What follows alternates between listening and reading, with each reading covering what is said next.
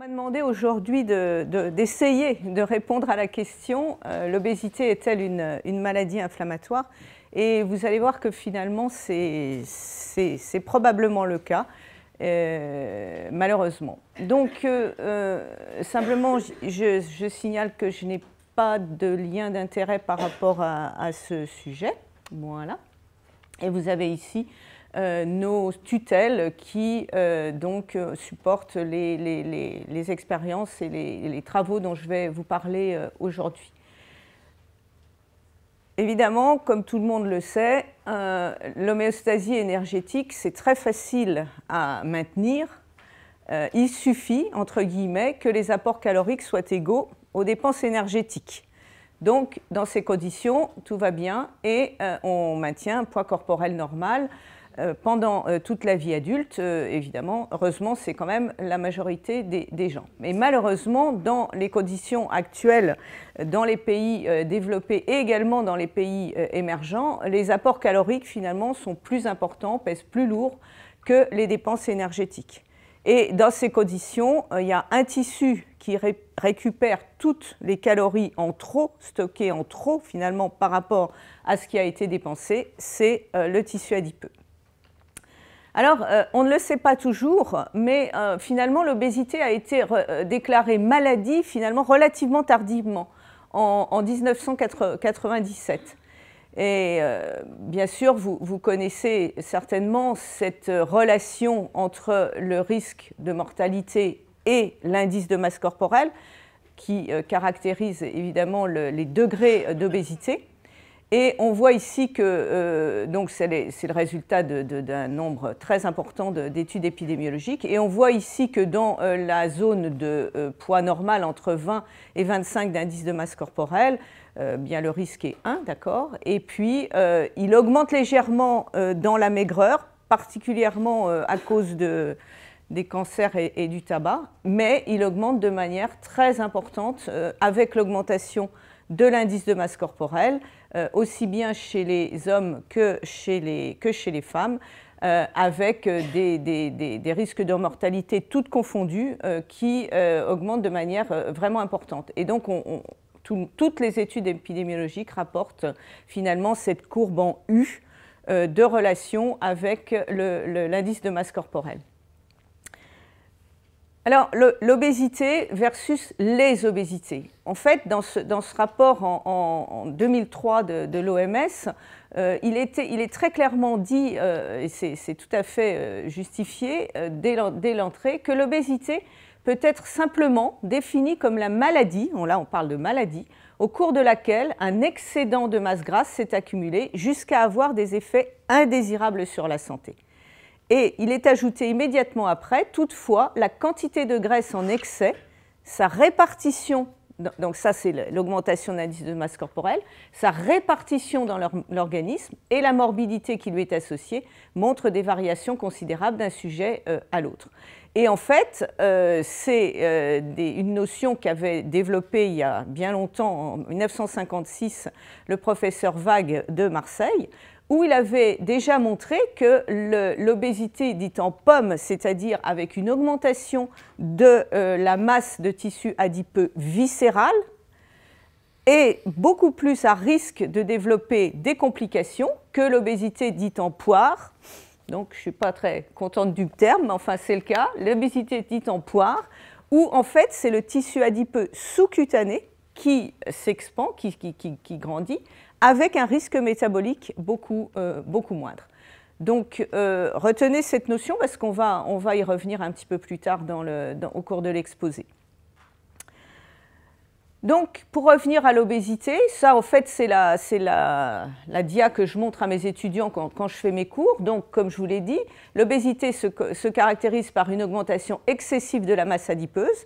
Et point important, cette augmentation est due essentiellement à une augmentation de la taille de chaque cellule adipocytaire, de chaque adipocyte. Je vais vous le montrer.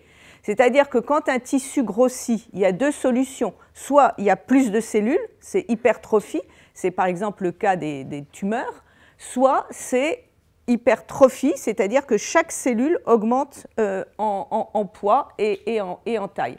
Et on va voir que c'est vraiment l'hypertrophie des adipocytes qui est la cause de l'augmentation du poids du tissu adipeux donc chez les sujets obèses.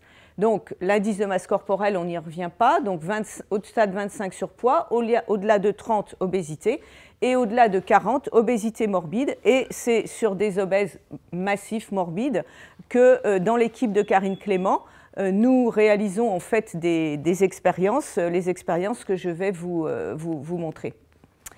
Donc, malheureusement, comme vous le savez, la prévalence de l'obésité est en constante augmentation, et ce qui est très ennuyeux parce que l'obésité s'accompagne de pathologies graves et invalidantes, en particulier le diabète de type 2, et on est dans l'Institut de cardiologie, l'augmentation du risque cardiovasculaire. Mais on va parler surtout aujourd'hui du diabète de type 2.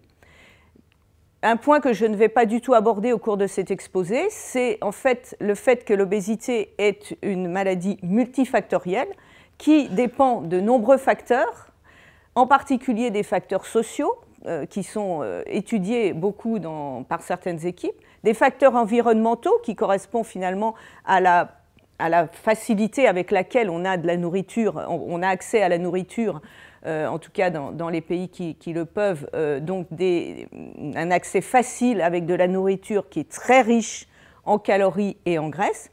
Et puis des facteurs génétiques, et vous savez qu'il y a une forte composante génétique dans l'obésité, avec des maladies monogéniques, c'est-à-dire des obésités qui ne dépendent que de la mutation d'un seul gène, comme par exemple, si vous en avez entendu parler, le gène de la leptine, et qu'on retrouve chez l'homme. Les gens qui ont un gène muté de la leptine sont obèses, quoi qu'on fasse. C'est 100%, on ne peut rien faire pour eux, sauf leur redonner de la leptine. Voilà. Donc, l'augmentation de la taille cellulaire. Donc là, je vous montre une expérience qu'on fait couramment dans l'équipe, où en fait, on prend du tissu adipeux, des biopsies de tissu adipeux de sujets, donc soit de sujets témoins, soit de sujets obèses, et on le digère à la collagénase. Vous savez qu'un tissu, c'est maintenu par de la matrice extracellulaire, on va d'ailleurs y revenir un petit peu plus tard, et dans cette matrice extracellulaire, il y a du collagène. Et quand on digère le collagène, quand on hydrolyse le collagène, eh bien, les cellules finalement se séparent. Et nos adipocytes qui composent la majorité donc, du tissu adipeux, qui sont les cellules les plus nombreuses dans le tissu adipeux, donc en fait, elles flottent au-dessus des cellules de la SVF, de la fraction stromale du tissu. Alors pourquoi elles flottent? Parce qu'en fait, elles sont chargées d'une gouttelette lipidique. Okay, et quand on les met finalement en suspension et qu'on les regarde sous le microscope, on voit des cellules toutes rondes qui paraissent vides. En fait, elles ne sont pas vides. En fait, elles ont à l'intérieur d'elles une gouttelette lipidique qui fait que ce sont des petites boules de graisse. Et dans un milieu aqueux, eh bien, elles flottent. Alors, comme vous le voyez tout de suite, on voit bien que les cellules qu'on isole d'un sujet témoin sont beaucoup plus petites que celles qu'on isole d'un sujet obèse. Et on voit ici, sur cette diapo, que, vous voyez par exemple cette cellule-là, le cytoplasme, il n'y en a presque plus, et cette petite boule-là, en fait, c'est le noyau qui est repoussé à la surface, on le voit ici également, tellement la gouttelette lipidique à l'intérieur prend de la place, elle repousse le noyau à l'extérieur. Alors la punition un petit peu de nos étudiants, c'est de mesurer le diamètre cellulaire de chaque cellule. Hein, on fait des, voilà, on clique, voilà, et on peut comme ça avoir finalement une distribution de diamètre dans ces suspensions de cellules vues au microscope, et on peut s'apercevoir ainsi donc qu'on a un diamètre moyen chez des sujets témoins et un diamètre moyen chez des sujets obèses. À peu près ici, dans ce cas-là, c'était 73 microns chez des sujets témoins et 118 microns chez des sujets obèses. Alors vous allez me dire, bah, finalement, ça ne fait pas beaucoup d'augmentation. Sauf qu'il faut penser que là, on parle d'une sphère, hein, et que donc, on doit augmenter la différence par le cube. Hein. Une sphère, c'est un diamètre au cube. Et donc, si on rapporte, considérant que c'est une boule de graisse, si on multiplie par la densité des triglycérides, eh bien, on a en fait une augmentation, on peut avoir des augmentations de 4 fois entre des cellules, donc entre la masse ou le poids d'une cellule de sujet témoin et celle d'un sujet obèse. Et donc on comprend bien que si toutes les cellules augmentent de 4 fois, eh bien évidemment le tissu adipeux peut augmenter également dans des proportions similaires. Alors bien sûr, on a toujours la question de savoir si malgré tout il n'y a pas quand même un certain degré d'hyperplasie, c'est-à-dire un certain degré de multiplication des cellules chez les sujets obèses. Et effectivement, il y a des études qui suggèrent ça, mais il est clair que, bon, je ne vais pas rentrer dans le détail, mais il est clair que là, vous voyez l'augmentation de la masse de chaque cellule chez le sujet obèse. Donc l'augmentation de la prévalence, malheureusement, vous connaissez certainement ces cartes, hein, en l'espace de 20 ans. On est passé aux États-Unis d'une prévalence moyenne de 10 à 14% de la population, alors que maintenant, on est aux alentours, on est supérieur à 30%. Dans certaines populations, c'est même beaucoup plus élevé. Et on a ici même une régionalisation avec des prévalences qui sont plus importantes dans les États ici du Sud. Et c'est malheureusement la même chose en France. Donc ici, c'est les résultats de l'enquête OBEPI, que peut-être certains d'entre vous connaissent, et qui rapporte l'état en fait, de la population, et en particulier l'indice de masse corporelle au cours du temps, qui a commencé dans les milieux des années 90, et on voit qu'effectivement, on a, comme chez les Américains, une augmentation de la prévalence de l'obésité en France, avec également une régionalisation, une plus forte prévalence dans le nord-est. On ne sait pas trop exactement pourquoi, c'est justement là où interviennent les facteurs sociaux et environnementaux. Et ce qu'il faut noter, c'est qu'on est quand même 10 points en moins plus bas qu'en Amérique.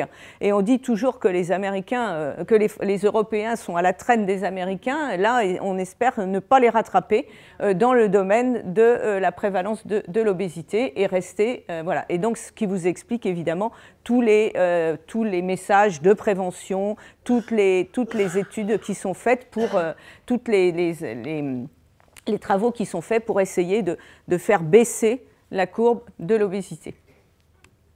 Je ne sais pas si ça va être comme la courbe du chômage, mais bon, voilà. Enfin, on espère la faire baisser. Voilà.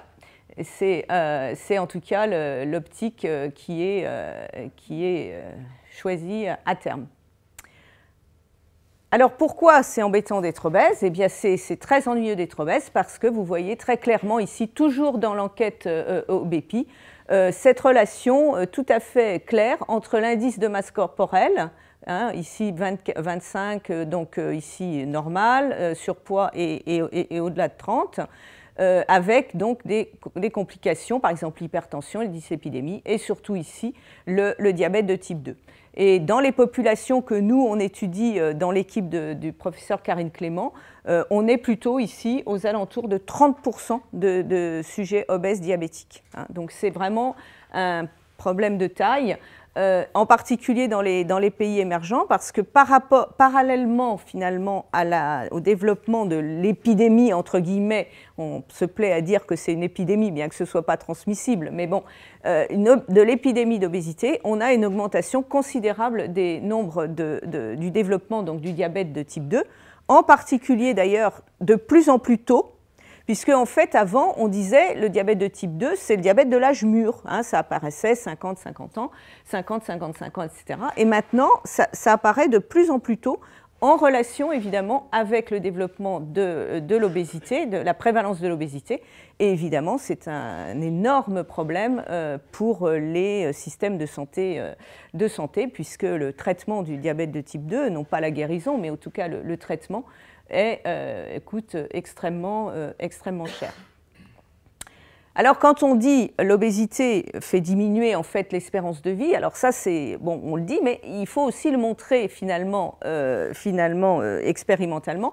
Et là je vous mets simplement en aparté une des études intéressantes qui vient d'être publiée récemment dans International Journal of Obesity, où c'est une étude qui a été faite je crois en Suède, parce qu'en Suède, les systèmes de santé ont des bases de données extrêmement bien suivies, où on suit en fait les gens depuis leur naissance jusqu'à leur mort.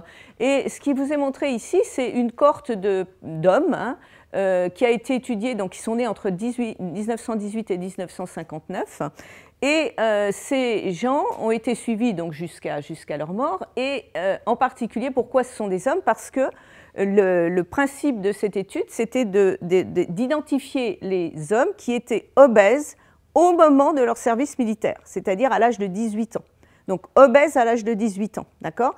Et parmi, alors je ne sais plus combien, il y en avait 30 000 ou je ne sais pas combien, mais enfin un nombre très très important, il y en avait 1862 dont on avait pu effectivement déterminer au moment du service militaire, mesure de leur BMI, etc., qu'ils étaient obèses. Et donc ce que vous voyez, cette cohorte-là, eh bien c'est cela. Et vous voyez que finalement, au bout du compte, eh bien, ils meurent finalement de toutes causes confondues. Après, bon, dans le papier, il y a tout le détail, mais même toutes causes confondues, ils meurent 10 ans avant ceux qui n'étaient pas obèses à l'âge de 18 ans. Donc on ne sait même pas s'ils sont toujours obèses ou pas toujours obèses, ils étaient obèses à l'âge de 18 ans. Donc voilà, c'est ça le problème. Et vous voyez, c'est très nettement cette énorme différence de survie dans cette équipe. Donc ça, ce sont des chiffres qui sont importants à faire passer au niveau des pouvoirs publics pour dire que vraiment l'obésité, c'est quelque chose dont qu'il faut essayer de baisser. Alors, comme vous le savez, j'imagine, finalement, pratiquement la seule solution pour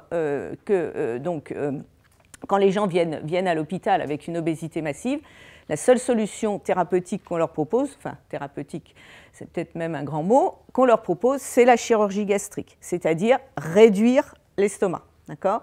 Donc on a plusieurs, réduire la capacité d'estomac. Donc il y a plusieurs catégories. Donc il y a le binding, on met ce qu'on appelle un anneau en français, la sleeve ou la manche, c'est-à-dire qu'on coupe finalement l'estomac en deux pratiquement.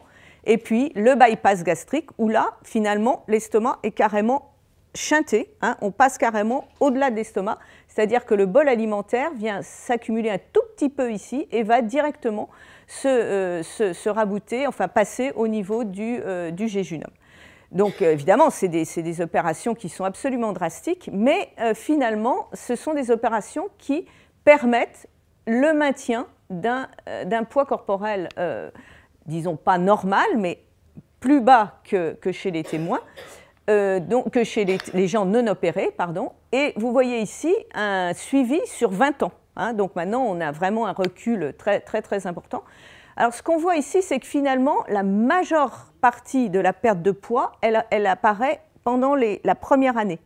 Et nous, en fait, les travaux que je vais vous montrer ensuite, on se situe ici. On se situe dans la première année de perte de poids, après la chirurgie. Donc là, on a vraiment une chute importante. On ne revient pas au poids normal, mais la chute est importante. Et après, vous voyez que finalement, on a un certain rebond, un certain regain de poids. Mais bon, on arrive quand même, chez la plupart des gens, à maintenir un poids, disons, plus bas que initialement. Et ce qui est extrêmement important, c'est que cette chirurgie, et en particulier le bypass gastrique, permet dans plus de 80% des cas, la résolution du diabète de type 2. Donc ça, c'est un point très très important.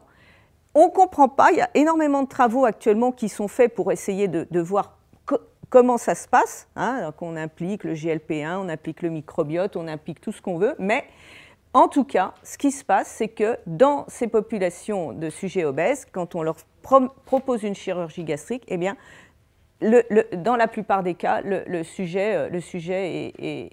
diabète est résolu. Donc c'est vraiment quand même quelque chose de très intéressant d'un point de vue thérapeutique. Donc nous, où est-ce qu'on se situe dans ce système, dans notre équipe? Donc en fait, ici j'ai reporté, c'est pas très beau, mais voilà, j'ai reporté un petit peu l'historique en fait de l'obésité. Donc on a toujours une phase de constitution. On a une phase d'aggravation pendant laquelle l'obésité devient plus importante.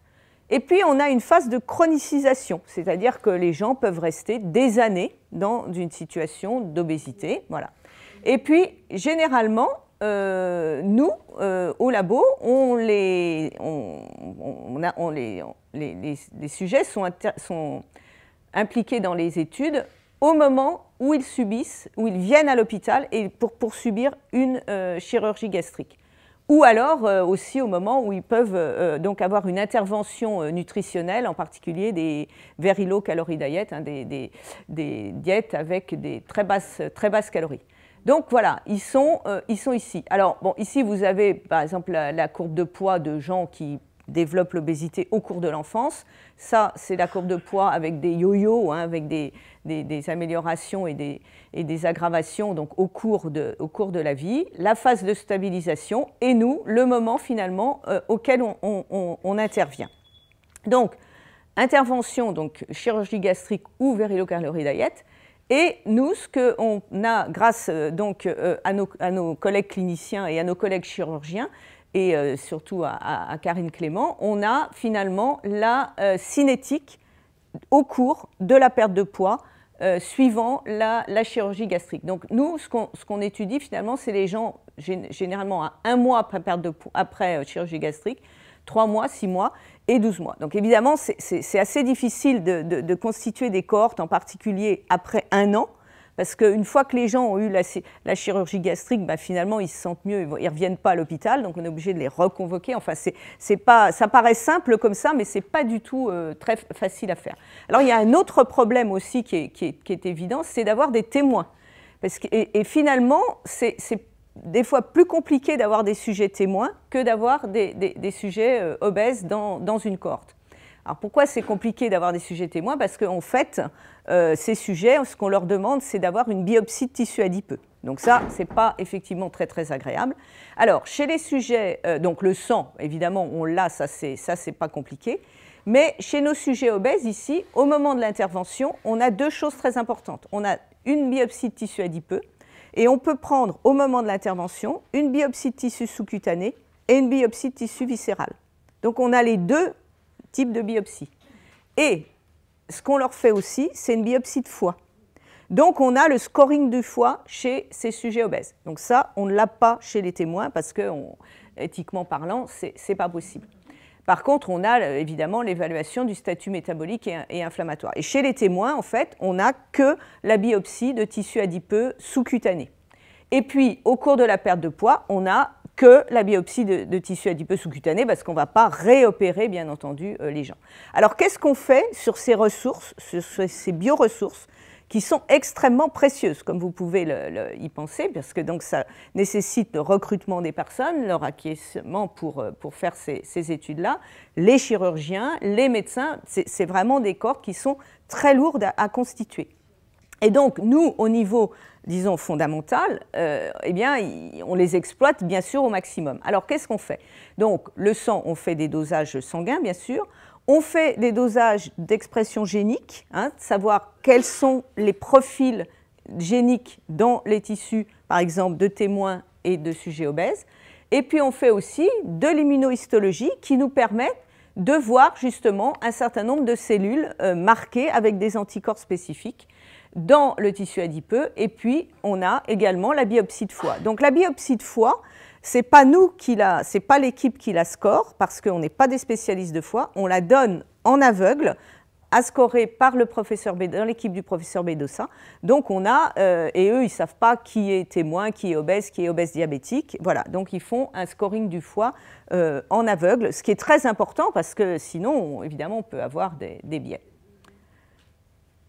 Alors, l'inflammation, finalement, elle peut avoir une localisation systémique, c'est-à-dire dans le sang. Alors, qu'en est-il dans l'obésité? Eh bien, dans l'obésité, ce qu'on considère, l'inflammation qu'on considère dans systémique, elle est de bas niveau. Hein, c'est-à-dire que ce n'est pas une inflammation très importante, comme quand vous avez, je ne sais pas moi, une grippe ou une infection ou quelque chose comme ça. Et ça, comment on le voit? On le voit ici au niveau, par exemple, de la CRP. Vous voyez ici donc C-réactive protéine, qui est une protéine de la phase aiguë de l'inflammation produite par le foie, eh bien, finalement, elle est augmentée, mais elle n'est pas augmentée tant que ça. Hein. Normalement, la limite de pathologie, c'est 5. Donc là, on est à 6,3 mg par litre. On n'est pas dans des niveaux très, très élevés. Donc ici, chez des sujets obèses. Par contre, on a d'autres cytokines pro-inflammatoires, comme par exemple l'IL-6 ici, qui, vous voyez, est basse chez les sujets témoins, et augmente vraiment de manière un petit peu plus importante, donc chez les sujets obèses non diabétiques et encore un petit peu plus chez les sujets obèses diabétiques. Hein. Donc généralement, les cohortes qu'on étudie, j'ai oublié de vous le préciser, elles sont toujours constituées de 3 catégories de sujets. Des sujets témoins, ceux dont on a, vous voyez, on en a que 8 ici, des sujets obèses non diabétiques, et puis des sujets obèses diabétiques pour voir, en plus de l'effet de l'obésité, l'effet du diabète. Et on voit ici qu'on a une petite augmentation de l'IL-6, mais pas de la CRP par le diabète. Et fait important, quand finalement on soumet des sujets obèses, ici 14 femmes obèses, à 21 jours de very low calorie diet, hein, donc on voit effectivement que leur body mass index baisse, bien sûr, leur glucose ne change pas beaucoup, leur insuline, évidemment, est améliorée, hein, les gens deviennent moins insulino-résistants, et on le voit ici par cet index d'insulino-résistance, donc les gens améliorent leur insulino-résistance, baissent leur leptinémie parce qu'ils baissent leur masse grasse, et ce qu'on voit également, eh bien, c'est qu'on a en parallèle une baisse mineure, mais significative, de l'IL-6. Par contre, la CRP, elle ne bouge pas. Et ce qu'a fait notre collègue Jean-Philippe Bastard dans cette étude en 2000, c'est qu'il a essayé de voir si finalement les variations de l'IL-6 circulante étaient corrélées avec l'indice d'insulino-résistance. Hein. Donc, je m'excuse, je ne suis pas sûre que je vous ai dit ce que c'était que l'IL-6. Je suis partie dans mon... voilà, donc l'IL-6, c'est une cytokine, hein, c'est une petite molécule de signalisation qui circule dans le sang et qui en fait a un effet relativement néfaste sur les tissus périphériques, sur le muscle, sur le foie, où en fait elle produit une insulino-résistance, c'est-à-dire qu'elle empêche l'effet de l'insuline de fonctionner normalement. Et c'est ce qu'on voit ici très clairement. Quand on prend l'insulino-résistance au niveau systémique chez les gens, qui est mesuré par cet indice FIRI, eh bien on voit qu'il y a une forte corrélation, c'est une corrélation très forte dans une étude humaine, hein, finalement, entre les concentrations circulantes d'IL-6 et cet indice d'insulino-résistance. Donc on voit bien que dans l'obésité, on a une accumulation anormale au niveau systémique, en particulier de cette cytokine, mais d'autres également, et que ceci est lié, est associé. Alors on ne peut pas dire que c'est un effet de cause à effet, hein, bien sûr, on ne peut pas dire que c'est un effet causal, hein, puisque là on n'a qu'une association, mais néanmoins c'est vraiment très net cette relation entre plus vous avez d'IL-6, donc plus votre inflammation systémique est importante, plus vous avez donc une insulino-résistance donc caractéristique de l'obésité. Et fait important, ce qu'avait fait à l'époque Jean-Philippe Bastard, et finalement ce qui a été dit dès 1993, c'est que ces facteurs pro-inflammatoires qu'on retrouve dans la circulation des sujets obèses, alors qu'il ne devrait pas y en avoir tant que ça finalement, hein, eh bien, au moins certains d'entre eux proviennent du tissu adipeux. Ils sont fabriqués par le tissu adipeux.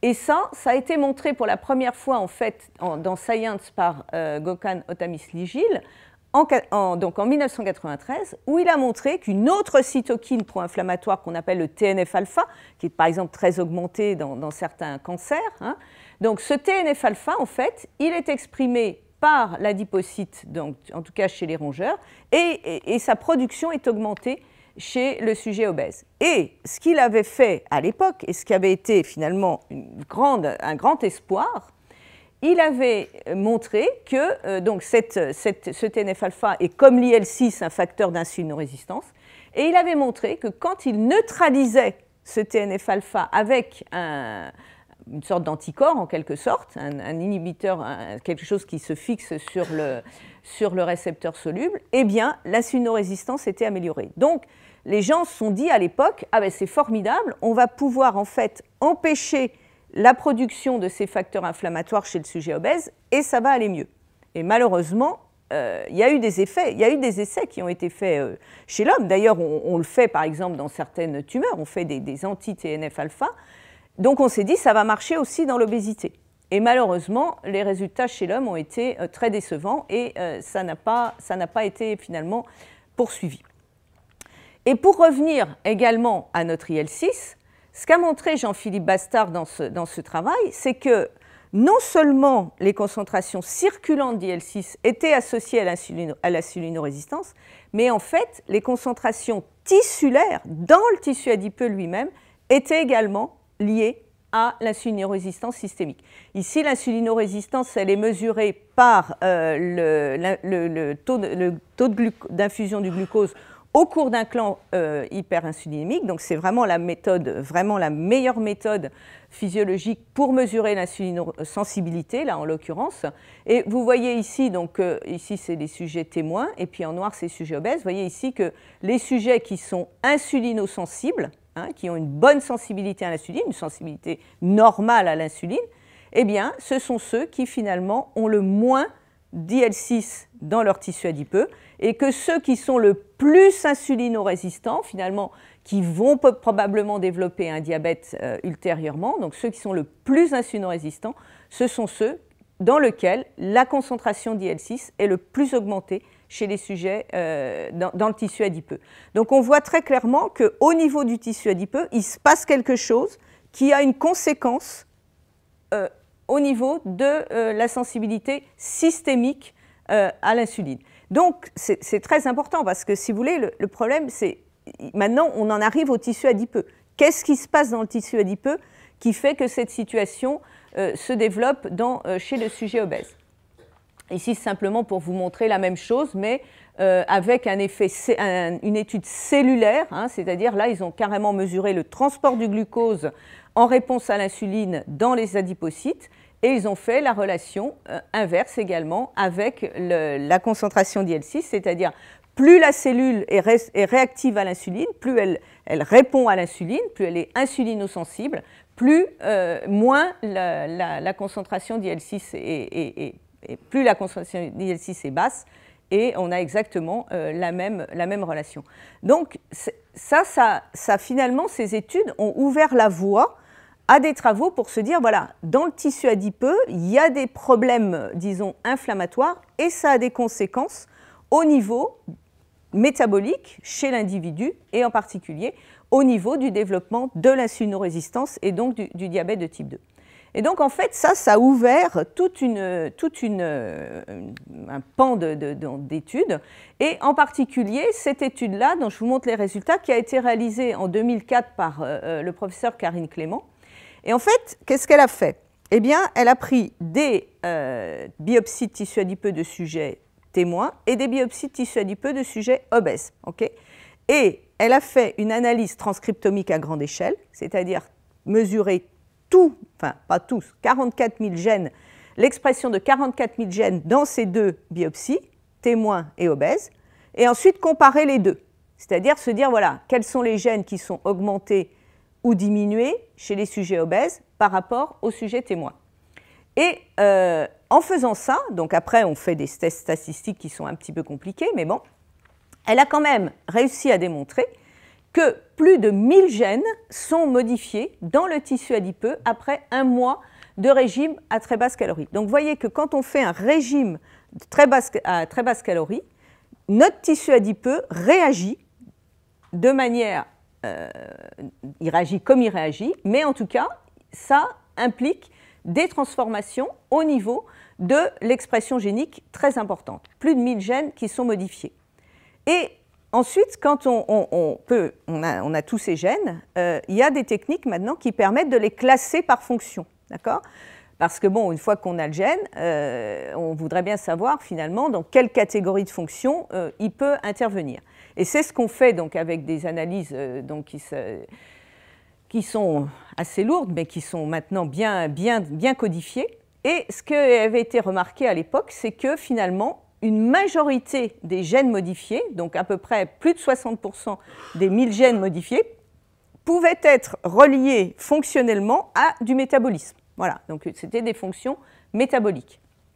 Lipolyse, lipogénèse, voilà, fonctions métaboliques. Mais ce qui était plus intéressant et finalement assez nouveau à l'époque, sauf que bon, on s'y attendait quand même un peu avec les expériences que je vous ai dit tout à l'heure, c'est qu'on avait à peu près une centaine de gènes qui étaient reliés à l'inflammation. Donc là-dedans, il y avait par exemple l'IL6, il y avait par exemple le TNF-alpha. Donc il y avait un certain nombre de gènes qui étaient reliés à l'inflammation. Et finalement, la question qui s'est assez vite posée, c'était de savoir, finalement, est-ce que ces gènes de l'inflammation, ils étaient, et ces gènes du métabolisme, ils étaient dans la même cellule, c'est-à-dire en fait dans l'adipocyte, ou est-ce qu'ils étaient finalement dans des catégories de cellules différentes? Et c'est ce qui a été fait ici, tiens, ça passe pas très bien, mais peu importe, c'est ce qui a été fait ici, donc dans une étude ultérieure, où, si vous voulez, on est revenu à notre affaire du début, où on peut en fait séparer le tissu adipeux en deux catégories, les cellules flottantes, qui sont les adipocytes, et puis les cellules qui arrivent en bas du tube, qui sont qui sédimentent après centrifugation, et qui sont les cellules stromales. Et vous voyez que les cellules adipocytaires, on les a vues tout à l'heure, c'est des grosses boules rondes, et puis les cellules de la fraction stromale, eh ben, c'est un mixte d'un certain nombre de cellules, un petit peu plus ou moins fibroblastiques, qui sont représentées ici, voilà, plus ou moins rondes. Voilà. Donc ça, on va revenir sur ces cellules-là. Mais ce qui a été tout à fait frappant dans cette étude, c'est que tous les gènes que vous ne voyez pas ici, mais qui sont en rouge, qui étaient ceux du métabolisme, se retrouvaient dans la fraction adipocyte, alors que tous les gènes qui étaient en vert, c'est-à-dire les gènes de l'inflammation, se retrouvaient dans la fraction stromale du tissu. Donc on avait vraiment une différence de répartition, d'expression génique entre ces deux types cellulaires, avec la cellule qui a la fonction métabolique étant l'adipocyte, et les cellules qui ont les fonctions pro-inflammatoires ou autres étant les cellules non adipocytaires du tissu adipeux. Et donc ces travaux, finalement, ont ouvert la voie à beaucoup de recherches que je vais vous décrire maintenant, mais simplement, je voudrais revenir un petit peu sur ces deux catégories de cellules, en fait, qu'on trouve dans le tissu adipeux. Donc l'adipocyte, lui, sa fonction, c'est de stocker des triglycérides. Donc là, vous revoyez, ça c'est moi qui l'ai fait, pas très beau, mais enfin bon voilà, un adipocyte avec sa grosse gouttelette de triglycérides à l'intérieur et son noyau qui est repoussé à l'extérieur de la cellule. En fait, la fonction de cet adipocyte, c'est deux choses. C'est premièrement de faire rentrer des triglycérides, de les stocker à l'intérieur de sa gouttelette lipidique et ensuite de les faire ressortir au cas où. Alors, le cas où, c'est quand? C'est quand on est à jeun, par exemple, c'est quand on fait un exercice très important où on a besoin, on dit on mobilise ses réserves, on mobilise ses lipides. Et en fait, ces deux voies, donc il y a une voie d'entrée, une voie de sortie. Donc la voie d'entrée, elle a deux substrats initiaux, en fait, soit le glucose, et on parle de néoglucogénèse, lipogénèse de novo, lipogénèse de novo. Pourquoi? Parce qu'on fait des triglycérides à partir de glucose. Et puis, ici, on a donc une autre voie qui est à partir des lipides circulants qui sont hydrolysés, qui sont portés par les lipoprotéines lipases, hydrolysés par les lipoprotéines, hydrolysés par la lipoprotéine lipase et réestérifiés pour faire des triglycérides. Donc, ces deux voies, en fait, sont les voies qui permettent de stocker, de fabriquer et de stocker des triglycérides dans l'adipocyte. Et puis, les voies de sortie, c'est ce qu'on appelle la voie de lipolyse, qui est sous le contrôle d'un certain nombre de lipases. Donc là, ici, j'en ai mis une. Voilà. Et évidemment, ces voies métaboliques, ça ce sont des voies métaboliques, elles sont extrêmement contrôlées par essentiellement l'insuline, d'accord ? Donc quand vous êtes nourri, vous avez beaucoup d'insuline, vous fabriquez des triglycérides. Quand vous êtes à jeun, vous avez moins d'insuline, vous avez des catécholamines, vous libérez vos lipides. Alors évidemment, c'est un petit peu caricatural, mais finalement, la régulation, elle se fait assez finement en fonction de l'état nutritionnel de l'individu.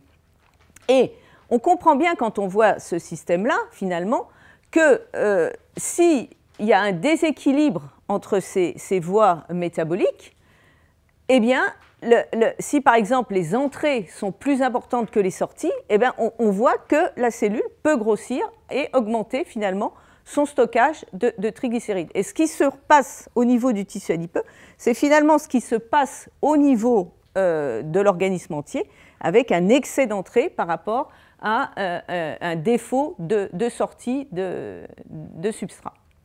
Et finalement, avec la découverte de la leptine, on s'est aperçu que cette cellule, elle avait, en plus de cette fonction métabolique, une fonction de sécrétion.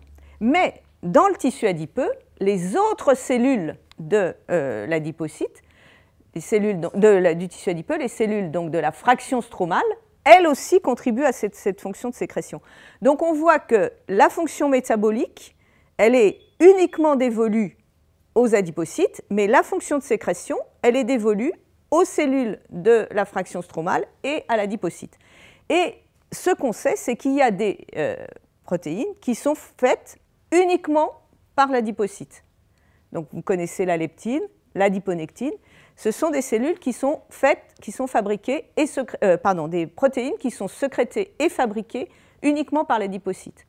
Et puis vous en avez d'autres, comme par exemple l'IL6 et le TNF-alpha dont on a parlé, qui sont mixtes. Donc il y en a un petit peu fabriqués par l'adipocyte, un petit peu fabriqués par les cellules de la fraction stromale, et finalement, c'est souvent très compliqué de savoir qui fait quoi et dans quelle proportion. D'accord ? Donc là, on a des facteurs, en somme, qui sont sécrétés par les deux types cellulaires.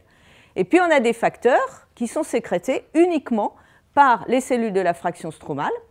Et ceux-ci, en fait, ce sont des cytokines, comme l'IL6, mais qui sont fabriqués par les macrophages, comme par exemple l'IL1β, donc ça représente un macrophage, par les cellules T, donc les lymphocytes, d'accord, comme par exemple l'IL-17, et puis l'IL-10 également par les macrophages. Donc, on voit qu'en fait, dans cette fraction stromale, il y a des cellules de l'immunité, aussi bien des cellules de l'immunité innées, comme les macrophages, que des cellules de l'immunité adaptatives, comme en particulier les lymphocytes T. Et en fait, on a dans cette fraction stromale du tissu adipeux un infiltrat de leucocytes, c'est-à-dire de cellules de l'immunité. Et ce sont ces cellules-là qui, en fait, vont fabriquer, parce que c'est leur boulot, vont fabriquer des cytokines avec des effets pro-inflammatoires, comme l'IL1β et l'IL-17, mais également avec des effets anti-inflammatoires comme l'IL10. Et donc, on a finalement, dans cette fraction stromavasculaire, on a une espèce d'équilibre entre des cytokines pro-inflammatoires et des cytokines anti-inflammatoires. Et donc, chez le sujet témoin, quand tout va bien, ça va. Mais chez le sujet obèse, ce qu'on pense à l'heure actuelle, c'est qu'on a un déséquilibre qui se produit entre la production de ces cytokines, avec une augmentation de la production des cytokines pro-inflammatoires par rapport aux cytokines anti-inflammatoires. Et donc, le déséquilibre se fait et vers un statut pro-inflammatoire du tissu adipeux. Alors évidemment, le problème qu'il y a, c'est finalement quelles sont les cellules qui font ça, qui est le coupable dans cette situation. Et aujourd'hui, je vais vous parler pratiquement uniquement des macrophages. Pourquoi ? Parce que ces macrophages, ce sont les cellules qui finalement ont été le plus étudiées dans le tissu adipeux. Ce sont les cellules qui sont le plus nombreuses dans l'infiltrat leucocytaire du tissu adipeux chez le sujet obèse. Et c'est celles dont on comprend un petit peu le plus finalement comment elles peuvent contribuer à déséquilibrer le statut inflammatoire du tissu adipeux vers un statut pro-inflammatoire et ensuite avec les conséquences systémiques. Alors, ces macrophages, les voilà. Alors en fait, ils ont été découverts ils ont été montrés la première fois par Cinti en Italie, et il a découvert, vous voyez, ces magnifiques images donc d'immunohistologie où en fait les macrophages sont marqués par des anticorps particuliers, en particulier l'anticorps CD68 par exemple, contre l'antigène CD68, ils sont marqués, alors après on les révèle avec une révélation particulière, et donc ils apparaissent en marron. Donc ce que vous voyez ici, pas très bien, mais c'est parce qu'on a voulu faire ressortir le marron, ce sont les adipocytes du tissu adipeux, voilà, et puis les macrophages qui se mettent comme ça en couronne, hein, on appelle ça en anglais des crown-like structures, en couronne autour d'adipocytes. Et ce qui est apparu très vite, c'est que finalement, on avait l'impression qu'au milieu de ces couronnes, il n'y avait plus rien. Et donc on a pensé que finalement, ces macrophages dans le tissu adipeux, eh bien, ils étaient là pour faire leur boulot étant de nettoyer les cellules mortes, les débris cellulaires, etc. Pensant que chez les sujets obèses, il y avait plus de cellules mortes que chez les sujets témoins, et donc ça attirait les macrophages qui venaient finalement les soustraire, les nettoyer en quelque sorte le tissu. Et vous voyez que chez un sujet témoin, en fait, on n'a pas du tout ces couronnes, pratiquement pas ces couronnes. On a quelques macrophages ici, mais on n'a pas du tout ces structures très, très particulières. Alors, ce qu'on voit ici aussi, c'est un travail donc, qui a été fait par mon étudiante, et on voit que là, on a des macrophages, enfin des structures, je ne sais pas comment on peut dire ça, multinucléées. Vous voyez, on voit plusieurs noyaux à l'intérieur d'une grosse cellule multinucléée. Donc on a des formes assez particulières finalement de macrophages dans le tissu adipeux. Alors la deuxième punition pour nos étudiants, c'est de les compter. D'accord ? Donc c'est de les compter et de les ramener pour les question de normalisation par rapport à 100 adipocytes. Alors, on compte ça dans 10 champs particuliers, 10 champs, voilà, qui représentent toute la biopsie, donc ça fait quand même du boulot. Mais en faisant ça, on s'aperçoit quand même très clairement que chez les obèses, on a par exemple, ici c'est du tissu adipeux sous-cutané, c'est ça, on a par exemple 22 macrophages pour 100 adipocytes, par exemple, hein, dans ce cas-là. Et ici, chez un témoin, on n'en a que 1,4, donc enfin en moyenne, 1 ou 2 pour 100 adipocytes. Donc finalement, on peut comme ça quantifier l'accumulation macrophagique dans le tissu adipeux. Et c'est ce qui a été fait ici. Et ce qu'on voit ici, c'est la comparaison entre nos tissus adipeux viscérales, le pathologique, et celui qui l'est moins. Et ce qu'on voit, c'est qu'on a dans le tissu adipeux viscéral des structures qui sont absolument infesté en fait de macrophages. Il y en a un petit peu moins dans le tissu adipeux sous-cutané. Et quand on fait la quantification de ça, on voit donc dans le tissu adipeux sous-cutané, chez les témoins et chez les obèses, donc là, chez les témoins, je vous l'ai dit, on n'a que du tissu sous-cutané, mais on voit donc très nettement cette augmentation, donc ici, de macrophages par rapport donc, chez le sujet obèse. Et de manière très intéressante, on voit encore plus de macrophages dans le tissu viscéral chez les sujets obèses. Et ça, en fait, ça a été une des premières observations qui a permis de se dire, finalement, ces macrophages, bon, d'accord, ils sont là pour faire leur boulot de nettoyeur, etc., probablement, mais du fait qu'on en voit plus dans le tissu viscéral, on peut penser qu'ils ne sont pas uniquement bénéfiques. On peut penser qu'ils ont un effet néfaste, d'accord, puisque ce tissu-là, c'est celui qui est vraiment associé aux complications de l'obésité. Alors la deuxième idée qui va dans ce sens, c'est que finalement, les macrophages, eh bien, ils disparaissent du tissu adipeux.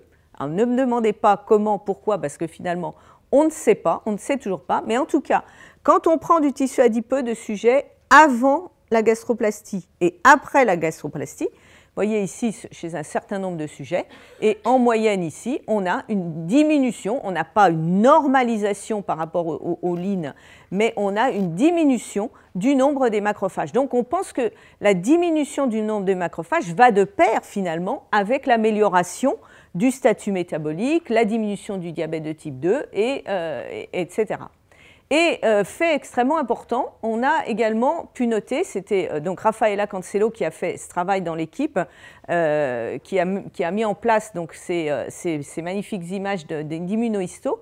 Donc, elle a montré également que donc, les macrophages qui restaient, hein, ceux qui restaient ici, finalement changeaient leur phénotype d'un statut pro-inflammatoire vers un statut anti-inflammatoire.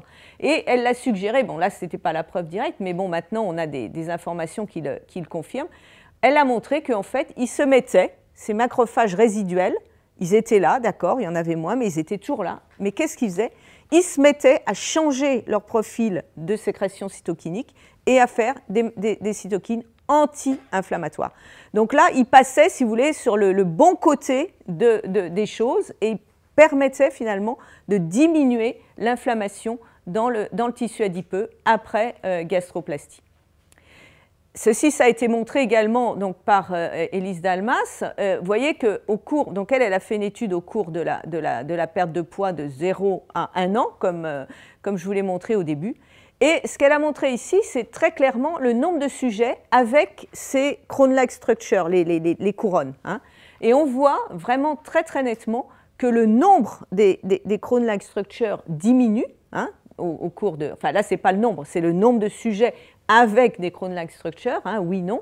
Donc on voit que le nombre de sujets après 1 an après chirurgie, eh bien on a beaucoup moins de sujets avec ces fameuses crown-like structures que les autres, ce qui veut dire que finalement le tissu adipeux s'améliore et probablement il y a moins d'adipocytes morts. Voilà, donc ça c'est vraiment une autre information pour dire que ça va mieux.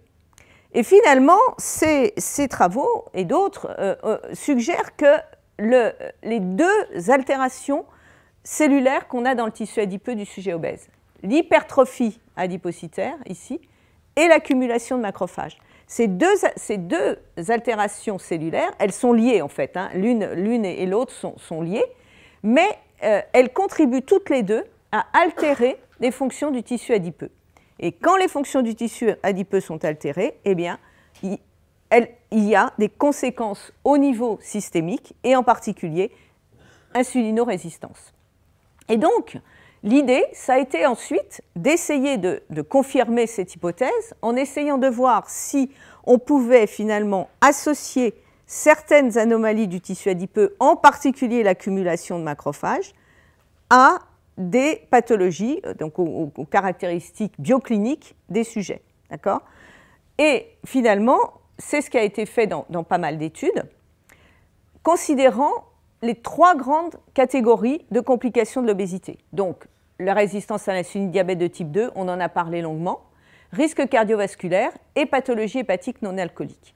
Donc, en ce qui concerne le risque cardiovasculaire, on élimine tout de suite le sujet parce que, bien qu'on soit ici à l'Institut de cardiologie, mais nous avons réalisé une étude avec Christine Poitou, ici à La Pitié, et Karine Clément, où en fait le rapport intima-média de la carotide, qui est un marqueur précoce d'athérosclérose, a été mesuré chez des sujets obèses, ce qui n'est pas du tout évident d'ailleurs parce qu'avec l'accumulation de graisse, c'est un examen qui est difficile à réaliser, qui a été réalisé avec par le docteur Kahn, donc avec beaucoup de... Il a fait tous les sujets de l'étude, hein, et il n'y a pas eu une autre personne qui l'a fait, et avec beaucoup de soins et de précision. Et en fait, l'idée qu'on avait, c'était, voilà, est-ce qu'on va pouvoir associer un défaut d'IMT chez le sujet obèse avec l'accumulation de macrophages dans son tissu adipeux? On sait que l'IMT est modifié chez le sujet obèse en fonction du BMI, donc il est augmenté, donc on sait que c'est une des parties du risque cardiovasculaire. Et en fait, malheureusement, on n'a jamais pu voir de relation significative avec l'accumulation de macrophages dans le tissu adipeux viscéral et dans le tissu adipeux sous-cutané également. Donc, on a fait les 2 types d'études, on a essayé de mettre les 2 en relation, il n'y a pas de relation. Donc, pour nous, l'accumulation de macrophages, le nombre, l'abondance des macrophages dans les 2 types de tissus, quels qu'ils soient, on ne peut pas dire qu'il soit relié avec l'augmentation du risque cardiovasculaire chez le sujet obèse. Donc je peux vous dire que c'était du boulot et je peux vous dire que c'était décevant parce que finalement on s'était dit oh bah ça va marcher forcément. Eh ben non, ça ne marche pas. Alors en ce qui concerne la résistance à l'insuline et le diabète de type 2, alors on a des données chez l'animal qui sont très claires. Vous savez que les chercheurs fondamentaux, ils sont capables de modifier le génome de la souris un petit peu dans tous les sens. Et quand ils modifient le génome de la souris pour qu'il n'y ait pas de macrophages ou moins de macrophages dans le tissu adipeux, vous pouvez être sûr que la souris, elle est parfaitement bien, elle résiste au régime gras, elle ne développe pas d'insulinorésistance. Par contre, quand vous arrivez à faire augmenter le nombre de macrophages dans le tissu adipeux, en particulier en donnant simplement un régime gras à la souris, qui la fait devenir obèse, qui fait que les macrophages s'accumulent dans le tissu adipeux, et bien là, vous avez le développement d'une insulinorésistance. Donc, si vous voulez, chez la souris, on n'a pas une preuve absolue, mais vraiment, on a une relation forte entre le nombre des macrophages dans le tissu adipeux et l'insulinorésistance. Par contre, chez l'homme, c'est beaucoup plus flou. Et nous, dans nos travaux, enfin dans les nombreuses cohortes qu'on a étudiées dans l'équipe, on n'a jamais pu mettre vraiment en évidence une relation, par exemple, entre l'hyperinsulinémie, entre le diabète, avec le nombre des macrophages. Et il y a eu des études qui ont été publiées où ils ont mis en relation le nombre des cellules des Cron-like structures plus augmenté chez les sujets diabétiques. Bon, donc moi je considère que chez l'homme, ce n'est pas vraiment consistant. Par contre, heureusement, on a, nous, réalisé dans l'équipe un travail donc, sur la pathologie hépatique. Comme je vous l'ai dit, grâce au professeur Bedossa, on a un scoring du foie qui est réalisé sur nos patients de manière très précise. Et ceci a permis en fait de classer, vous voyez, un nombre quand même important de patients suivant la sévérité de leur pathologie hépatique. C'est-à-dire que là, on avait des gens qui avaient peu de stéatose et ici beaucoup de stéatose. Et puis on a qualifié aussi la fibro-inflammation, avec ici peu de fibro-inflammation et ici beaucoup de fibro-inflammation. Heureusement, ceux qui ont le plus de fibro-inflammation sont les moins nombreux dans nos cohortes. Et même chose, on a essayé de mettre ça en relation avec le nombre des macrophages dans le tissu adipeux. Et là, on a trouvé quelque chose de quand même assez spectaculaire. C'est-à-dire qu'en fait, les barres blanches ici représentent le nombre des macrophages dans le tissu adipeux sous-cutané de chaque personne, d'accord ? Et donc on voit qu'elles sont plus basses que les barres noires, évidemment, puisque les barres noires, c'est celles qui sont dans le tissu adipeux viscéral, et ça confirme évidemment sur un grand nombre de personnes que finalement on a plus de macrophages dans notre tissu adipeux viscéral que dans notre tissu adipeux sous-cutané. Donc tout ça, c'est normal, c'est bien. Mais ce qui est intéressant, c'est qu'on voit qu'ici que les barres blanches, elles ne bougent pas. C'est-à-dire que vous ayez un foie en mauvais état ou un foie en bon état, finalement, votre nombre de macrophages dans le tissu adipeux il reste constant, tissu adipeux sous-cutané. Et ce n'est pas le cas dans le tissu adipeux viscéral. Et dans le tissu adipeux viscéral, vous voyez que là, on a très nettement une relation qui est significative avec une association nette entre l'accumulation des macrophages spécifiquement dans le tissu adipeux viscéral, le mauvais, et les pathologies et l'aggravation des pathologies hépatiques. Si bien que finalement, ce travail qui a été aussi un travail de longue haleine, hein, puisqu'il a fallu faire un certain nombre de comptages de macrophages, mais finalement, il a permis de proposer la chose suivante.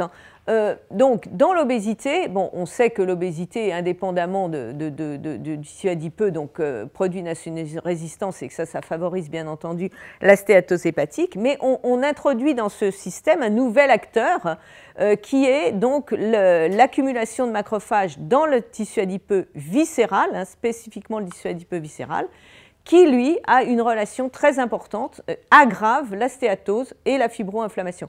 Vous voyez ici la stéatose avec l'accumulation de gras dans le tissu adipeux, ici l'inflammation avec un infiltrat cellulaire, ici pas caractérisé, mais un infiltrat cellulaire dans le foie, et là la fibrose, je ne sais pas si vous voyez très bien, avec donc le marquage au trichrome de Masson, en bleu, on a donc un foie fibro-inflammatoire. Et donc, on voit qu'ici, on a cette relation entre... Alors, évidemment, on ne peut pas dire non plus que ce soit un effet de cause à effet, mais bon, on a cette relation très forte dans une grande population de sujets obèses. Et donc évidemment, l'idée c'est de se dire finalement, qu'est-ce qui passe du tissu adipeux vers le foie pour fabriquer la fibro-inflammation. Donc évidemment, on a des idées. On pense que peut-être notre fameuse IL-6, cytokine pro-inflammatoire IL-6 contribue, un relargage d'acide gras. Et actuellement, dans l'équipe, on a une étude qui est aussi assez compliquée à faire, mais très informative, qui est de doser les lipides et les métabolites qu'on trouve dans l'équivalent du sang portal, c'est-à-dire le sang qui passe directement de l'intestin vers le foie. Et donc, on a toute une étude, justement, pour essayer de trouver quels pourraient être le ou les facteurs qui soient dérégulés chez le sujet obèse pour aller favoriser, finalement, en passant par le tissu adipeux, pour aller favoriser la fibro-inflammation dans le foie. Voilà, pour l'instant, je n'ai pas de résultats très spectaculaires à vous montrer concernant ce sujet.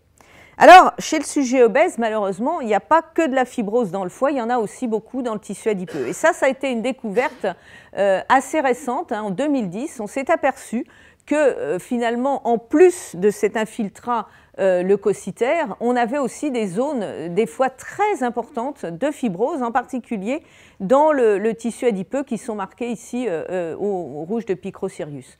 Et à certains endroits, on voit l'adipocyte ici qui est complètement enfermé dans une gangue de collagène, de matrice extracellulaire. On le voit ici aussi, c'est une photo de Daniel Lacassa dans notre équipe, où on voit ici les adipocytes qui sont vraiment entourés de fibres de collagène. Et on peut également quantifier par des analyses d'images, là en l'occurrence c'est automatique heureusement, on peut quantifier cette fibrose dans le tissu adipeux, et ce qu'on voit, c'est que finalement, en moyenne, on n'en a pas tellement plus dans le tissu viscéral que dans le tissu sous-cutané, mais en tout cas, on en a plus chez le sujet obèse que chez le sujet témoin. Et donc, évidemment, ceci, ça ouvre des questions, ça donne des questions.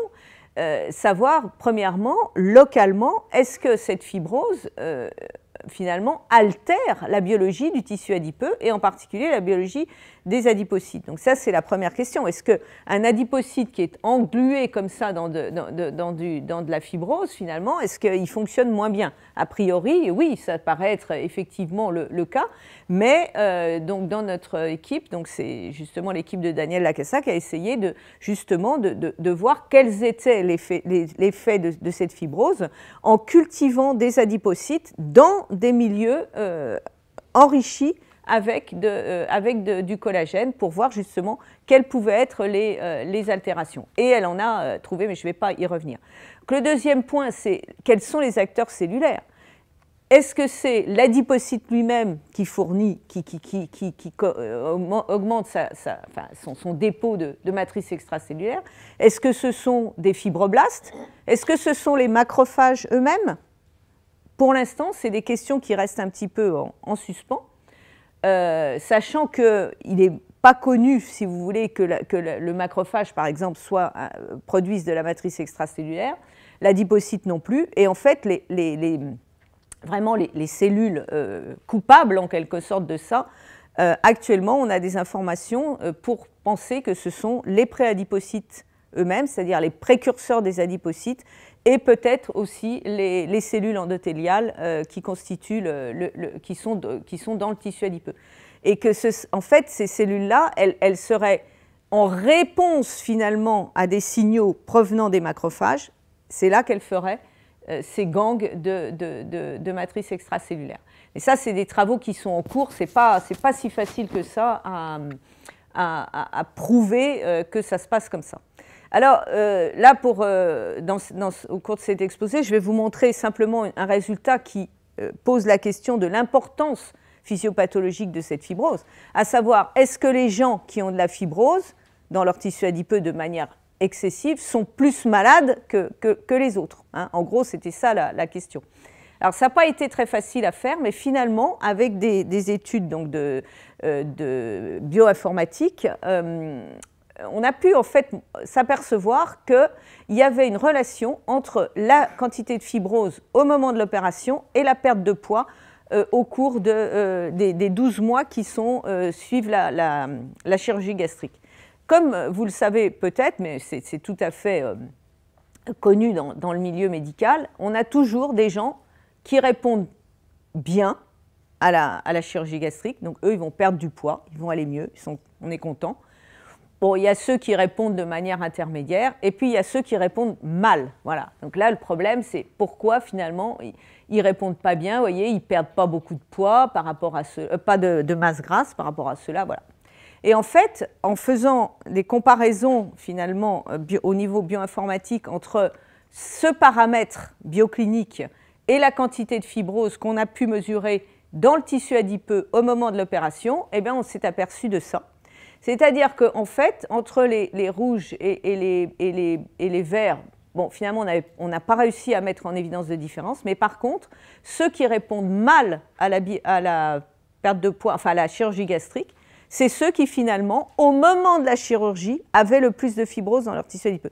Donc ils avaient un tissu adipeux fibrotique, probablement peu flexible, métaboliquement et puis structurellement.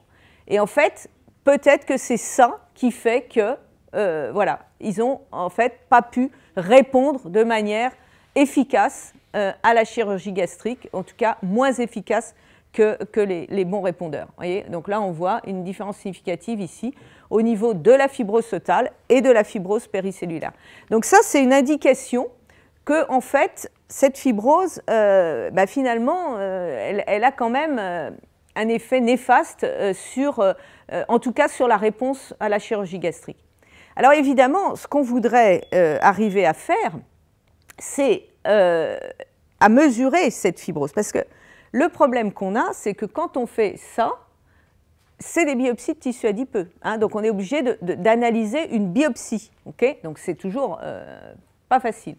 Et donc, en collaboration avec une start-up qui s'appelle EcoSense, on a essayé de développer une sonde, enfin c'est l'équipe de Karine, a développé une sonde qui, un peu sur le même principe que le FibroScan pour le foie, mais là, ça serait un FibroScan pour le tissu adipeux. Et vous voyez ici, c'est amusant parce que finalement, il y a quand même bien longtemps qu'on savait que quand le foie était rigide, eh bien, c'était pas bon. Et la question qu'on se pose maintenant, c'est quand le tissu adipeux est rigide, qu'est-ce qui se passe à cause de cette fibrose? Alors, vous voyez ici que cette petite sonde-là, qui est en phase de validation à l'heure actuelle, mais ça semble marcher assez bien parce que ça, c'est la rigidité du tissu adipeux mesurée par la sonde, et ici, la fibrose que nous, on a pu mesurer au point de vue, donc sur le rouge de Picrocirrus, la quantité de fibrose sur la biopsie, évidemment, chez la même personne. Vous voyez qu'on a une relation qui est assez bonne, mais bon, pour l'instant, c'est pas... voilà. Et puis, évidemment, ça nous permet peut-être aussi d'aller un petit peu plus loin et de voir finalement, vous voyez, le nombre quand même très important de sujets qui ont été testés avec cette sonde, parce que les tester avec cette sonde, ce n'est pas invasif, hein, donc voilà, on peut le faire. Hein. Donc on a chez 70 sujets obèses et 52 sujets obèses diabétiques, on voit que finalement, chez les sujets diabétiques, eh bien, on a une augmentation de la rigidité du tissu adipeux. En l'occurrence, ici, c'est le tissu adipeux sous-cutané, bien sûr, puisque c'est celui qui est accessible. Donc l'idée, ça serait de se dire, est-ce que finalement, cette mesure de rigidité, due probablement à cette fibrose, à cet état fibro-inflammatoire du tissu adipeux, pourrait être un élément de diagnostic, c'est-à-dire qu'en fait, on pourrait le mesurer chez les gens et dire, ben voilà, attendez, vous, je ne suis pas sûre que la chirurgie gastrique soit très efficace chez vous parce que malheureusement, vous avez un peu trop de fibrose, donc voilà, ou l'inverse. Donc oui, vous êtes certainement un bon candidat parce que vous avez un tissu adipeux qui est très flexible, très souple. Voilà, bon, ça serait l'idée. Et puis, évidemment, il y a une autre application de ce test, ça serait d'étudier la fibrose chez les enfants, hein, au cours du développement de l'obésité, parce que, évidemment, chez les enfants, on a très peu accès à des biopsies de tissu adipeux, et là, on aurait un moyen d'avoir accès à une estimation de la fibrose dans le tissu adipeux au cours du développement de l'obésité, en particulier donc chez les enfants. pour vous montrer ce que nous on fait chez la souris, hein, parce que moi en fait je suis vraiment chercheur plus fondamental que clinicien. Et chez la souris, on s'est intéressé à ces fameux CLA que vous connaissez peut-être, qui sont donc des isomères conjugués de l'acide linoléique qu'on trouve naturellement dans les viandes et les produits laitiers, mais qu'on donne aussi en complément alimentaire pour faire maigrir les gens. Voilà, parce qu'en fait, on sait très bien que ça a un effet anti-obésité. Voilà. Et nous, on s'est aperçu en fait que celui-là, le Transdi 612, est un isomère qui a un très fort effet donc, chez la souris. Et malheureusement, cet effet, eh bien, c'est justement d'avoir une accumulation de macrophages. C'est-à-dire que là, on donne un produit, en théorie, pour faire maigrir les gens. Donc normalement, ça devrait aller mieux. Et manque de peau, chez la souris, on est rattrapé par les macrophages. Alors, on ne le sait pas chez l'homme, hein, mais on est rattrapé chez la souris par les macrophages, puisqu'on voit que cet effet, en 7 jours d'administration, à des doses assez fortes, il faut reconnaître, mais voilà, on se retrouve avec des structures en couronne, exactement comme on se retrouve dans l'obésité.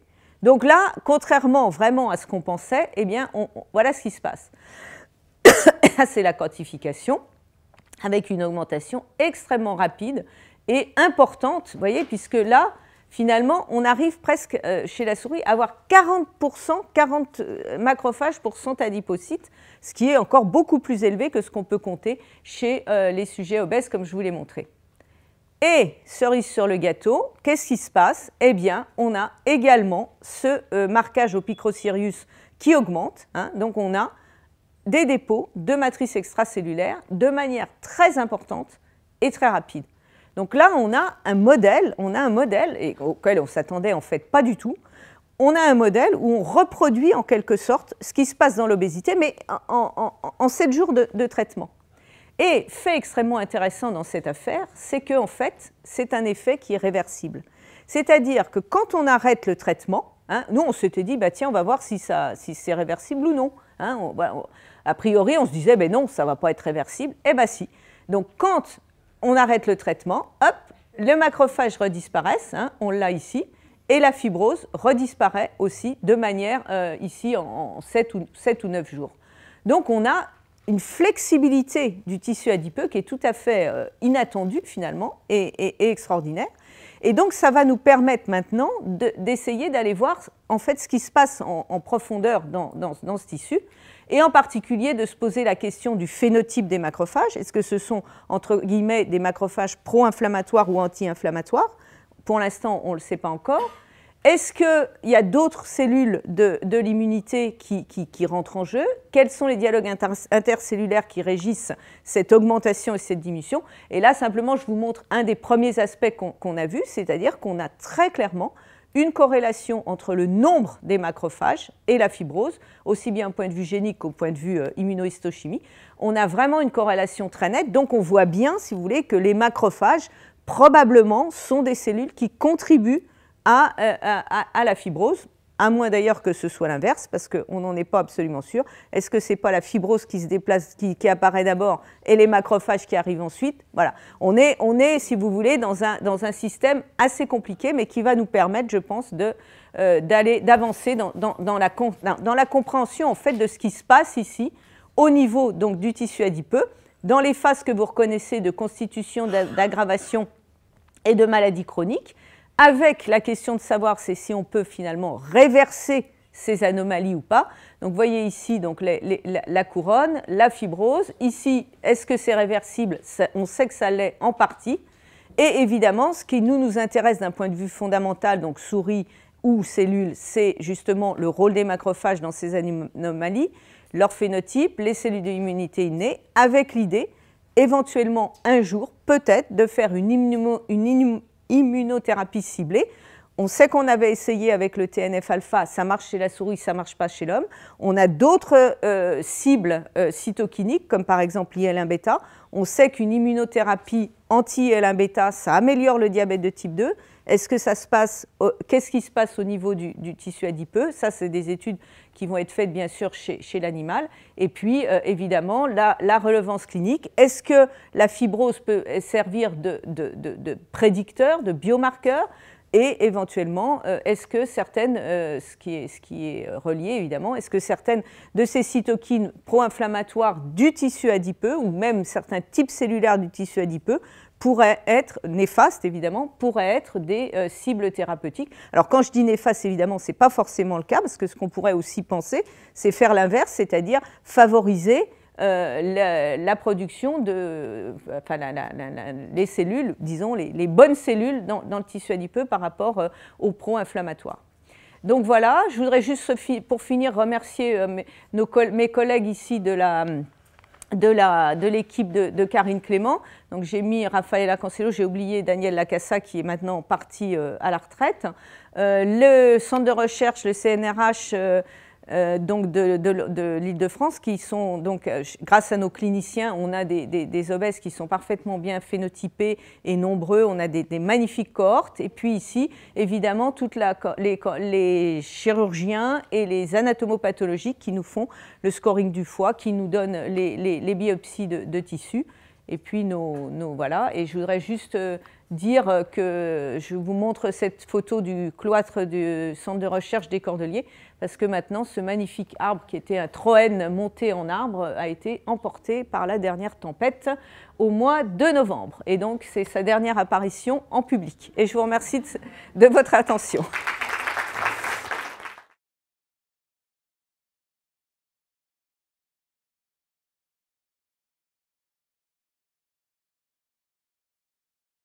Il y a déjà des gens qui en prennent, hein. Mais il faut dire que ce produit, ces produits, c'est quand même des modèles, hein, parce que on sait très bien qu'il y a certaines espèces, comme par exemple le rat. Le rat est beaucoup moins sensible à l'effet des là. On ne sait d'ailleurs pas pourquoi. Et je dois même dire une anecdote, c'est que ma collègue Hélène Poirier de Dijon, avec qui je fais ces travaux-là, comme c'était magnifique, spectaculaire, elle a dit bon, bah, je vais le montrer à mes étudiants. Elle a voulu faire une manip pour ses étudiants. Et par mesure d'économie, au lieu d'acheter des C57 Black 6, elle a acheté des Swiss, c'est-à-dire une autre race de souris. Et la manip n'a pas du tout marché. Donc c'est vraiment quelque chose qui est, alors on ne sait pas exactement pourquoi, mais je pense que c'est quelque chose qu'il faut considérer comme un modèle plus que comme, parce qu'il y a vraiment des différences de sensibilité à ces produits. Évidemment, suivant la dose. Alors, on peut aussi le donner dans la nourriture. Hein. Nous, on le donne en gavage.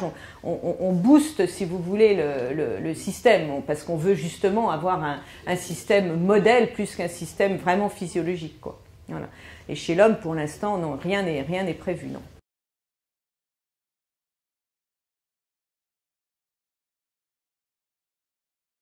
Ça replace un travail qui a été fait par Christine Poitou sur là où on revient sur l'inflammation systémique, hein, où en fait on a fait une étude un petit peu large, si vous voulez, d'un certain nombre de facteurs circulants qu'on peut trouver dans le sang et au cours de la perte de poids. Et on a eu on pensait avoir une diminution, voilà, classique. En fait, on a eu une fluctuation plus qu'autre chose. Et en essayant justement de remettre par rapport, justement, donc comme le poids diminue, comme ça, évidemment, ça ne pouvait pas être relié puisqu'on avait en fait une réponse biphasique. Et en fait, elle a relié ça, on a pu relier ça par des analyses bio-informatiques à la composition alimentaire, avec, au changement de composition alimentaire de ce que mangent les gens. Ouais, ouais. Et c'est publié, ça? Oui, oui. Dans le American Journal of Clinical Nutrition. Il y a, je sais pas, c'est Christine non, c'est Élise Dalmas, c'est mon étudiante qui était en premier auteur. Élise Dalmas, oui. Ça a été publié, je crois, en 2012 ou 2013. Donc c'est intéressant aussi ça, c'est parce que effectivement, nous on dit perte de poids, mais des fois on a des fluctuations qu'on n'explique pas par la perte de poids justement. Et qu'on explique, en fait, on tente de l'expliquer par des modifications de composition alimentaire. Je suis plutôt une casquette clinique. Moi, cliniquement, ils maigrissent très très vite au début. Oui, exactement. Du coup, on peut peut imaginer qu'il y a des différences entre les choses aiguës et les choses chroniques. Quoi. Oui, tout à Après, fait. ils prennent, hein. Après, ils prennent Mais du oui. poids, tout Tout à passe. fait. Après, ils mangent mixé. Au Ouais, début, ils mangent mixé. Alors, est-ce que Ouais. le fait de Ah oui, oui, lâcher, oui, mais là, la c'est... salive, Et justement, au début, nous, c'est mixé, hein. une des beautés de l'équipe de chez Karine Clément, c'est que justement, les gens sont parfaitement bien phénotypés, et en particulier au point de vue de leur comportement alimentaire. Et donc après, ça permet, si vous voulez, de revenir effectivement à des associations auxquelles on n'avait pas forcément pensé au début. Oui, oui, oui, tout à fait. Là, au cours de ces... en fait, il y a eu toute une série d'articles en 2009. Il y a toute l'équipe de Anne Bouloumier à Toulouse qui a fait énormément de travail sur en fait, la caractérisation des différents types de cellules de l'immunité dans le tissu adipeux. Et on voit très bien qu'on a des cellules de l'immunité adaptative, c'est-à-dire toutes les cellules T, les lymphocytes T, les cellules B, etc. Et puis les lymphocytes B, et on a aussi toute une catégorie de cellules de l'immunité innée, c'est-à-dire les macrophages, mais on a aussi des mast cells, on a aussi des éosinophiles, on a toute une série en fait de cellules qu'au départ on n'avait pas du tout détectées. Les macrophages, c'est ceux qui sont les plus évidents, les plus finalement faciles et les plus nombreux surtout, Et en fait, ces cellules, toutes ces cellules de l'immunité, là, elles font une sorte de profil immunologique du tissu adipeux, qui est ce qu'il est quand le tissu est normal. Donc voilà, il y a un profil avec des cellules plus ou moins abondantes, différents phénotypes, etc.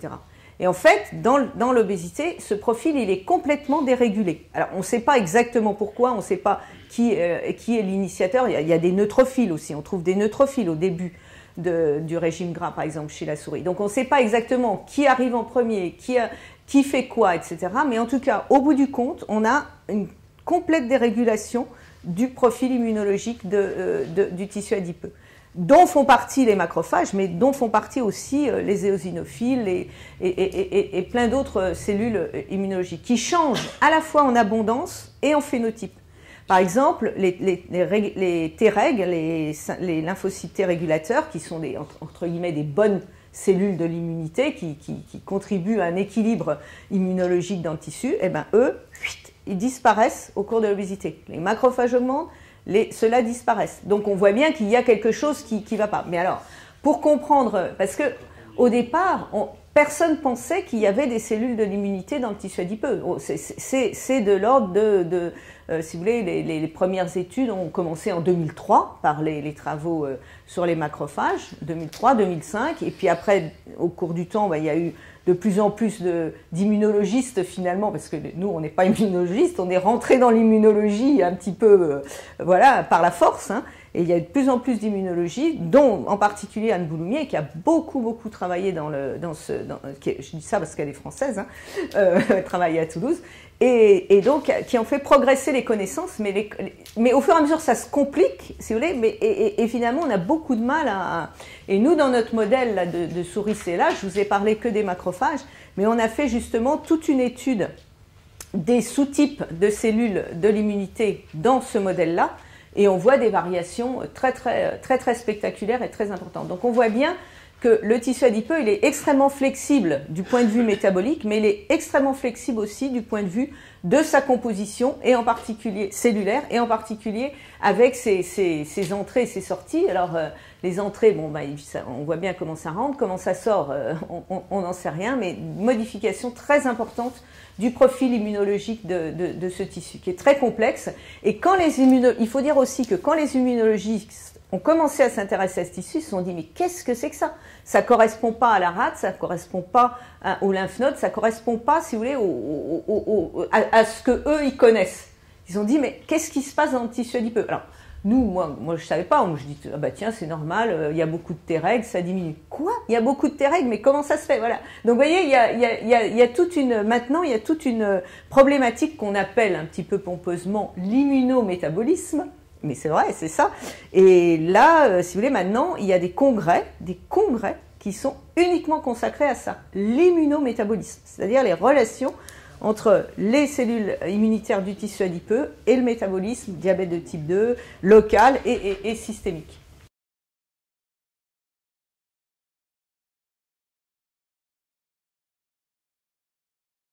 C'est tout à fait possible. On voit bien qu'il y a quelque chose qui ne va pas quoi, alors, savoir exactement quoi, si vous voulez. Après, alors, ce qu'a montré dans notre équipe, l'équipe de Daniel Acassa, c'est que quand on cultive des adipocytes en milieu profibrotique, qu'elle a développé un truc cellulaire sur place, et ben, par exemple, ils ont une diminution de la production de leptine. Donc on voit bien, là, il y a quelque chose qui ne va pas. Ils ont des modifications de la lipolyse. Je ne sais pas exactement dans quel sens c'est, je ne veux pas dire de bêtises, mais bon, voilà. Donc, au point de vue, sur des modèles cellulaires, effectivement, on peut montrer, mais ce sont des modèles cellulaires, in vivo, voilà. Mais sur des modèles cellulaires, on peut effectivement mettre en évidence des défauts de fonction des adipocytes quand on les contraint, en quelque sorte, dans une fibrose artificielle. Oui, effectivement. Donc ça, elle a publié aussi deux articles là-dessus. Alors maintenant, pour mettre ça au niveau de la physiologie dans l'organisme entier et dans le tissu adipeux in vivo, là, c'est un autre problème. Mais ça, c'est des questions qu'on peut aborder aussi, nous, dans notre modèle de souris, où les deux...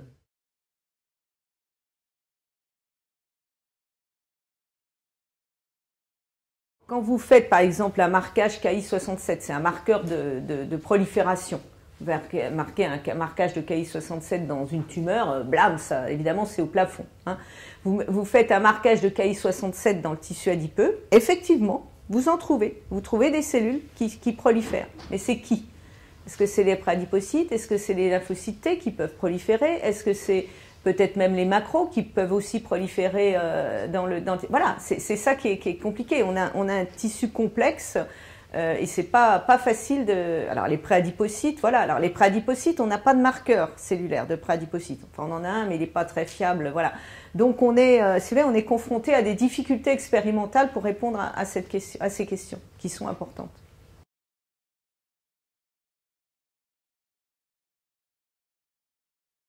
Le lien direct, je ne sais pas, mais si vous voulez, il y a aussi des équipes belges et françaises qui travaillent sur le microbiote. Donc c'est l'équipe de Cany et puis l'équipe de Rémi Burcelin en France, Patrice Cany en Belgique. Et donc il y a énormément d'études maintenant qui concernent le microbiote. Et d'ailleurs, dans l'équipe, Karine a publié aussi 3 articles aussi sur le microbiote chez les sujets obèses.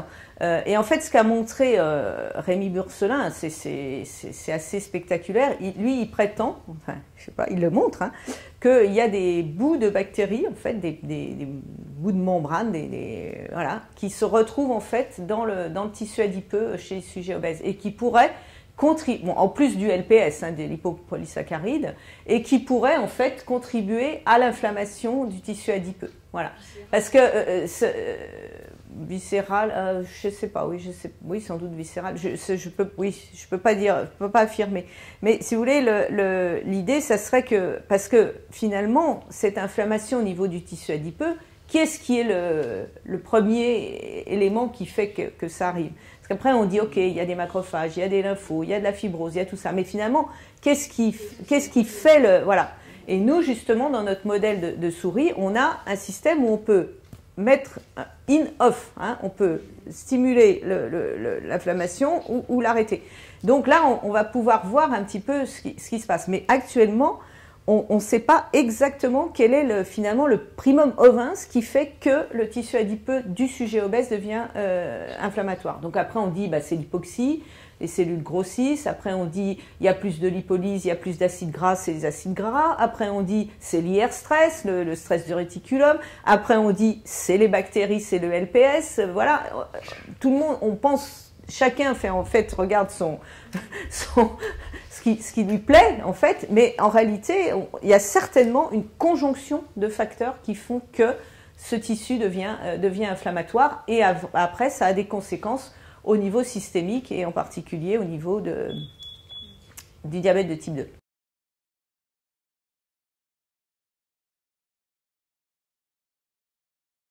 beaucoup moins. C'est tout à fait extraordinaire. Il y a eu un travail donc justement qui a été fait par Christine Poitou sur les Prader-Willi. Mais alors aussi, ce sont des gens qui sont beaucoup plus jeunes aussi. Hein. Ils sont souvent, c'est des jeunes adultes.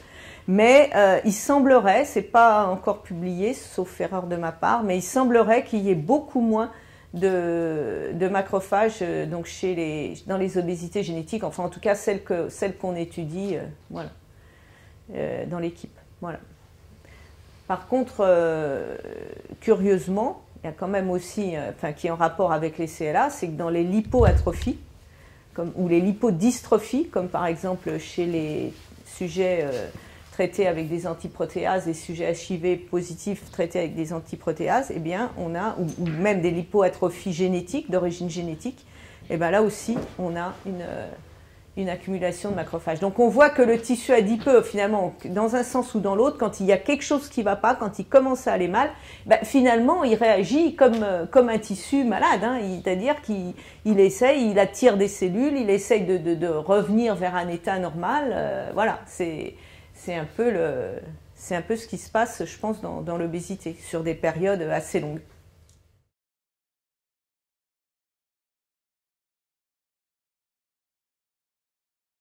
Nous, on aurait plutôt tendance à penser que plutôt moins, parce que finalement, les mauvais répondeurs, c'est quand même majoritairement des hommes, et c'est quand même majoritairement des hommes diabétiques.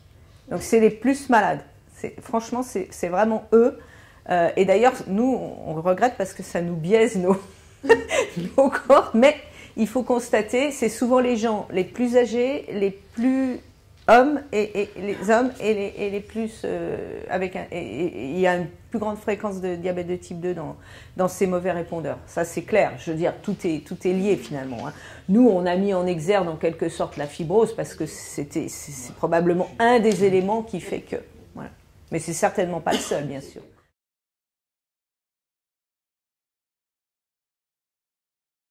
C'est toujours plus difficile d'avoir des informations au cours de la constitution de l'obésité qu'à l'inverse. C'est pour ça que nous, dans le modèle de souris, où justement on est capable d'induire une réponse rapide et massive qui simule en fait celle de l'obésité, on a là et justement on a fait un travail justement sur le microbiote chez ces souris pour voir si effectivement il y a des changements. On n'a pas vu beaucoup, mais quand même un petit peu. Donc voilà. Donc effectivement, c'est pourquoi à un moment les gens se mettent à prendre du poids et donc forcément à manger plus que ce qu'ils dépensent. Ça, c'est une grande question, effectivement. Si on pouvait la résoudre, ça serait bien. Ah, au début, oui. Bah, forcément, où il dépense moins. Où il dépense moins. De toute façon, la balance énergétique est dérégulée. Effectivement, ça peut être aussi qu'il dépense moins.